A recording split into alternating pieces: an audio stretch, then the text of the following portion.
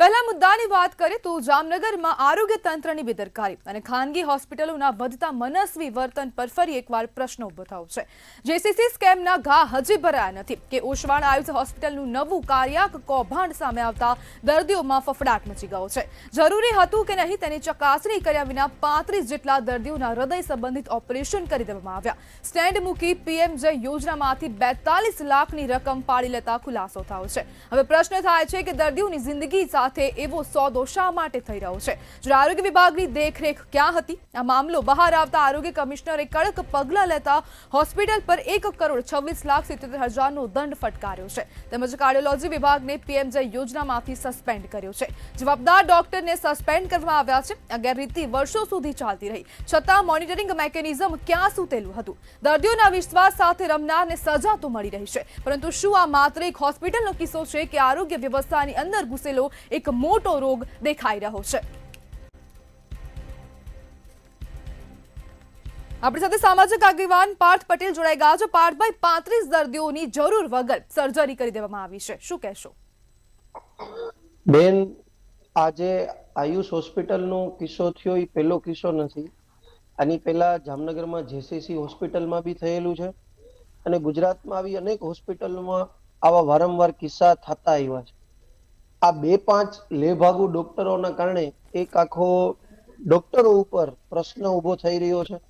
ઘણા ડોક્ટરો એવા છે કે જે પૈસાને નહીં પણ તેને કુદરતે આપેલી શક્તિ, જે એના ભણતરથી આગળ પહોંચ્યા છે અને એને સેવાના માધ્યમથી લોકોની સેવા કરી છે। ભગવાને એને પ્રજા ભગવાનનો દરજ્જો આપે છે ક્યાંક, પણ આવા 2-5 ડોક્ટરો અને સરકારની સૌથી મોટું કહું કે ભાઈ સરકારની લૂપહોલ્સ કે જે પીએમજેવાય કાર્ડના ઉપરથી જે પૈસા કમાવાનો આ લોકોએ મોટો એક સ્ત્રોત ગોતી લીધો છે, એ બહુ શરમજનક છે।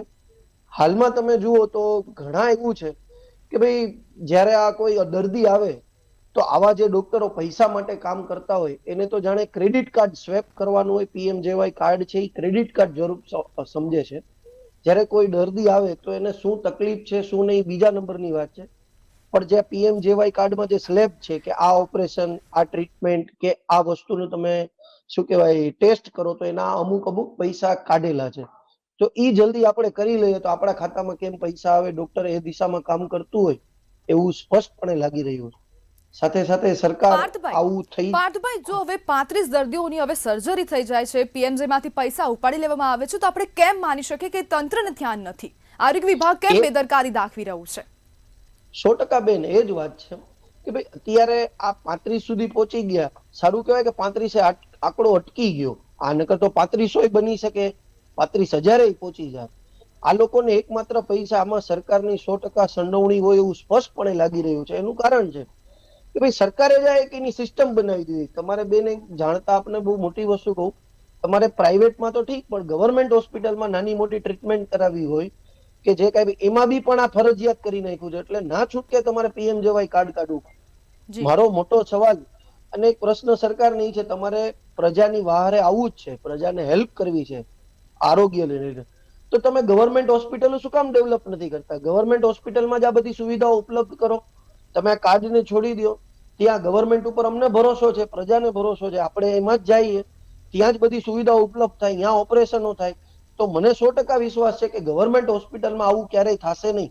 આવું આની પહેલા કોઈ કિસ્સા થયા નથી। આવા કિસ્સાઓ ક્યાર પછીથી થયા? જ્યારથી આ પીએમજેવાય કાર્ડ ચાલુ થયા, આ યોજનાઓ નીકળી, પેલા 2.5 લાખ હતી, 5 લાખ, હવે ડોક્ટરોને આ બધાની મિલીભગતોને લઈ પૈસા ઓછા પડતા હતા તો 10 લાખ સુધીની લિમિટ કરી નાખી છે। એટલે ક્યાંક ને ક્યાંક આમાં સરકારનો પણ હાથ હોય એવું સ્પષ્ટપણે મને લાગી રહ્યું છે। પાર્થભાઈ, હવે દર્દીઓ માટે આજે પીએમજે યોજનાનું જે આ કાર્ડ છે તો તે હવે દેવદૂત બની રહી છે કે પછી હવે અભિશાપ થઈ રહ્યું છે? 100% બેન, ઓમ જોવો તો સારી જ વસ્તુ છે। જે નાનો માણસ છે એને અત્યારે જીવન જીવવું બહુ કઠિન છે, સાથે જ્યારે કોઈ બીમારી આવે તો આવા કાર્ડથી એને લાભ થાય, સરકારમાંથી પૈસા મળે તો એને ઘણી રાહત થાય, એ માનસિક રીતે સ્ટેબલ હોય કે ભાઈ આપણે પૈસાની ચિંતા નથી, હવે ખાલી આપણે આપણા દર્દ સામે લડવાની વાત છે, એ બહુ સારી વસ્તુ છે, આવકાર્યજનક છે। પણ એમાં જે લૂપહોલ્સ કર્યા છે એની માટે દર્દીઓ અત્યારે પોતે ટેન્શનમાં છે કે હોસ્પિટલમાં જવું, કોઈ ડોક્ટર એને પ્રિસ્ક્રિપ્શન લખી દે કે 100 તારે રિપોર્ટ કરવાનો છે, તો એને શંકા પેલા એ થાય કે આ સાચો હશે કે નહીં। બહુ મોટી વસ્તુ છે કે ડોક્ટરે જે કીધું હોય એની ઉપર વિશ્વાસ અત્યારે જે દર્દીઓને આવતો નથી.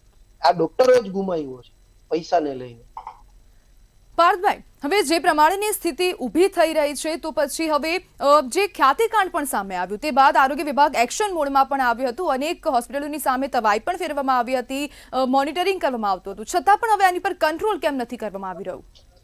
100% બેન, આ લોકો સરકાર અત્યારે શું કરે, ફોર એક્ઝામ્પલ કોઈ એ નંબરની હોસ્પિટલ પકડાણી તો એને સસ્પેન્ડ કરે, ડોક્ટર ઉપર કાર્યવાહી કરે.